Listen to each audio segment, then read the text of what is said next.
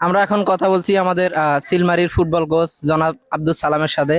তাকে এখন চিলমারির ফুটবল বিষয়ে কিছু প্রশ্ন করবো। সালাম ভাই, কেমন আছেন? আলহামদুলিল্লাহ। ভালো আছেন? আলহামদুলিল্লাহ ভালো আচ্ছা, আছে। আপনারা যে ঈদ পরবর্তী সময়ে একটা ফুটবল ম্যাচ আয়োজন করলেন, প্রীতি ফুটবল ম্যাচ, কারা কারা অংশগ্রহণ করতেছে? এখানে অংশগ্রহণ করবে আমাদের এই এলাকারই রমনান মিস্ত্রি পাড়া বিবাহিত বনাম অবিবাহিত।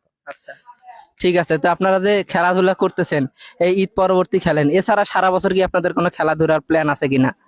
প্ল্যান আছে, মানে আমরা চাই সারা বছর খেলতে, আচ্ছা, মানুষ পাই না। ওকে, ঠিক আছে। এখন যে সিলমারির খেলাধুলা হচ্ছে, আপনি কি মনে করেন খেলাধুলা খেলাই ভালো, নাকি সবাই বর্তমানে যেরকম মোবাইল আসক্তি নিয়ে ব্যস্ত, অনলাইন গেম ক্যাসিনো এগুলা নিয়ে ব্যস্ত, এগুলা ছেড়ে ফুটবলে আসা উচিত বলে আপনি মনে করেন কিনা?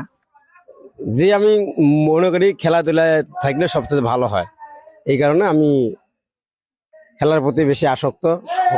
সবাইকে নিয়ে আমি খেলতেছি। ঠিক আছে সালাম ভাই, অনেক ধন্যবাদ।